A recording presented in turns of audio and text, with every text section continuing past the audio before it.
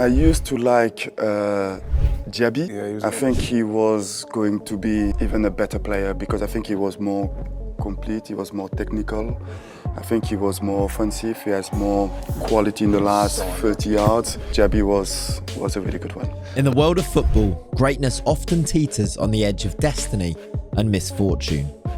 Abou Diaby was a name that once echoed with the promise of dominance, elegance and power. He was destined to follow in the legendary footsteps of Patrick Vieira. At 6'4", with an effortless touch, the ability to glide past defenders and the intelligence to control the midfield, he seemed to have it all. But fate had other plans. This is the story of a career filled with flashes of brilliance, only to be overshadowed by relentless injuries. A talent meant for the stars, grounded before its time. This is the story of Abou Diaby, the football great that never was. I wanna be the greatest. Everybody on the fake. I look around and feel like everybody is the fakest. I make this every day and I'm impatient, hoping one day I blow up from the basement. Statement, the top is so vacant. I don't need that I think is amazing. Waiting for my day when I'm playing. Sold out shows for 1,000 faces. Hey, give me that crown. Abou Diaby was born on May the 11th, 1986, in the suburbs of Paris. Born to Ivorian parents, Diaby's upbringing was shaped by the challenges of life in a working-class neighbourhood. From this young age, football was always his escape, and the suburbs of Paris were a melting pot for footballing talent. His youth career began at his local club, CM Aubervilliers, but after 4 years he moved on to Red Star Paris. Here he continued his development to the extent that after a year he was invited to join the esteemed INF Clairefontaine Academy. He spent 4 years at the academy while simultaneously training with Red Star.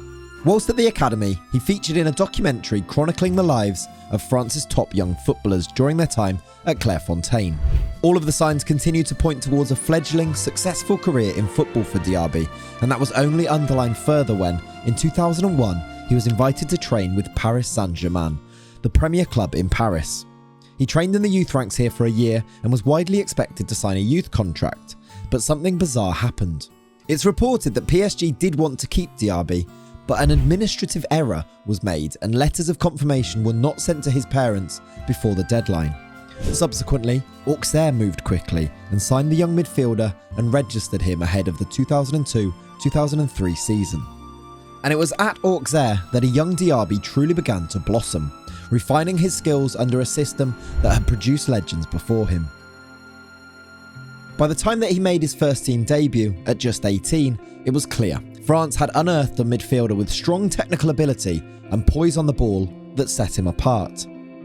That first team debut came about on the 14th of August 2004 as he appeared as a substitute in a 3-1 league win over Rennes. He would go on to make 7 appearances in total that first season, mainly from the substitutes bench. Knowing how Diaby's career ultimately transpired, it's difficult not to look back at even this early stage and wonder if there were any signs for the future. In this first season, and then in his second at Auxerre, Diaby would mainly feature for the reserve side, and occasionally for the first team, but he would also begin to struggle with injuries. The Auxerre manager at the time, Jacques Santini, only selected him for 5 league games in 2005-2006 amid concerns over his physical condition and susceptibility to injury, fears which would eventually prove well-founded. Becoming increasingly unavailable, Diaby was deemed surplus to requirements and ultimately put up for sale by Auxerre. The talent was clearly there, but the injury issues that would plague Diaby's career had started to rear their ugly head. On the 2nd of January 2006, Arsenal decided to take a punt on the Frenchman. The Arsenal scouts, perhaps even Arsene Wenger himself, had seen enough talent in Diaby to look past his injury issues and want to take a chance on him. The fee was around £2 million, and it was rumoured that Chelsea had also expressed an interest in the 19-year-old. Diaby chose the Gunners and would make his debut for Arsenal later that month in a defeat to Everton. He would play semi-regularly until May 2006. And this is when disaster struck. Diaby. In a game against Sunderland, and with Arsenal cruising to victory in the closing stages, Diaby was on the receiving end of an awful tackle from Sunderland's Dan Smith. The contact shattered Diaby's ankle as well as severely damaging ligaments. He would go on to require 3 separate surgeries, and doctors called the injury possibly career-ending. Following the game, Arsenal manager Arsene Wenger condemned the tackle as a bad kick and an unnecessary one, but would also later mention that Arsenal would consider legal actions against the Sunderland defender. This was Abou Diaby's first serious injury of his career, and it was a costly one in both the short and long term. He would miss the 2006 Champions League final, which Arsenal would lose to Barcelona, as well as the Under-21s European Championships. It would take Diaby more than 8 months of rehabilitation before he was able to return to the pitch. Abou Diaby had suffered his first major injury that would go on to derail his promising career. He would still, though, on his return, truly prove why this ruined career would be such a shame. That return came before the end of the 06-07 season, but appearances were largely restricted to being from the substitutes bench for the remainder of the season. In the 07-08 season, though, the first of Diaby's Arsenal career where he was available from the very start, he was able to establish himself in the team and, in flashes, begin to show what a talented midfielder he could be. He would score a total of 4 goals in 28 appearances that season. His season would, however, once again end prematurely after struggling with a thigh injury in the April of 2008 and subsequently missing the remainder of the season. This thigh injury would continue to plague him and was deemed more serious than it was at first prognosis, and he would miss the beginning of the 08-09 season, eventually returning to play 36 times in all competitions. The following season, he was once again fit to start the season, a rarity in Diaby's short career so far, and with this, showed some real form in a blossoming Arsenal midfield, alongside Cesc Fabregas and Alex Song. He played regularly between the months of August and November when, yep, you guessed it, he picked up another injury, this time only ruling him out for 3 games. The rest of the season was successful. He played 40 times, registered 7 goals from midfield, and continued this rare run of good health into the start of the 2010-11 season. And then his body would fail him again. 10 games into the campaign, an ankle injury, sustained after being tackled by Paul Robinson, would rule him out for around 2 months. And when he returned, he struggled with other injuries too. He would make only 20 appearances across all competitions that season, although this would seem impressive compared to the following.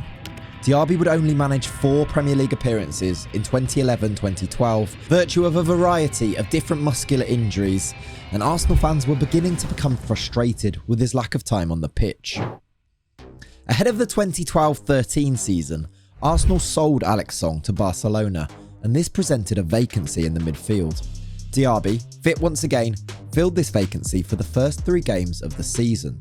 He performed admirably, almost to the annoyance of Arsenal fans who were left rueing his absence for the previous 2 campaigns. But it was the third of these performances that will live longest in the memory of those Arsenal fans. It was Sunday, September the 2nd, 2012. Arsenal went away to Anfield and confidently beat Liverpool 2-0. The star of the show and man of the match, Abou Diaby. On that particular day, Diaby delivered the performance that reminded everyone why Arsene Wenger had kept faith in him despite the years of injury struggles. Dominating the midfield with a blend of grace, power and precision, Diaby was everywhere, breaking up Liverpool's attacks, driving forward with the ball and creating opportunities for his teammates. His ability to glide past opponents with effortless control left even the home crowd in awe. Diaby's performance at Anfield was not just a display of his immense talent, also a painful glimpse of what he could have consistently brought to Arsenal and the Premier League if his career had not been plagued by injuries. It was a day when everything came together for the Frenchman, and his dominance in one of football's most demanding positions left fans dreaming of a brighter future that sadly never fully materialised.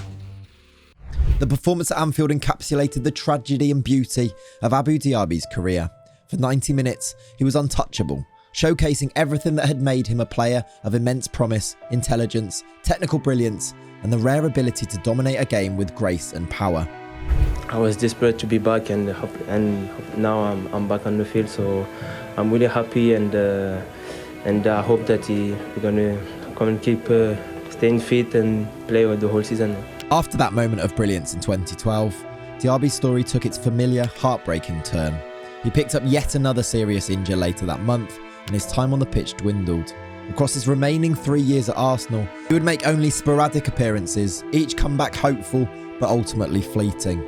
In 2015, after nearly a decade of struggles, Diaby left Arsenal, leaving behind a legacy not of trophies or consistent brilliance, but of what might have been. He made a brief attempt to revive his career at Marseille, but retired in 2019 after persistent injuries proved insurmountable. Reflecting on Diaby's career is to reflect on the fragility of greatness in football.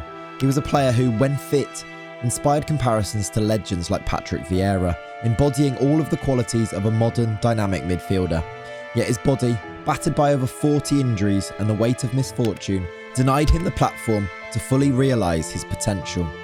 In the world of football, greatness is often defined by achievements and accolades, but for Diaby, it lies in the memories of moments like that afternoon at Anfield. For one fleeting day, he was untouchable, and the football world saw the player that he could have been. His story is a poignant reminder of the razor-thin line between what is and what could have been. A tale of brilliance extinguished too soon, but never forgotten. The football great that never was. If you want to hear more stories about football, covering more than just the 90 minutes on the pitch, check out the other videos on the channel and be sure to subscribe. Thanks for watching.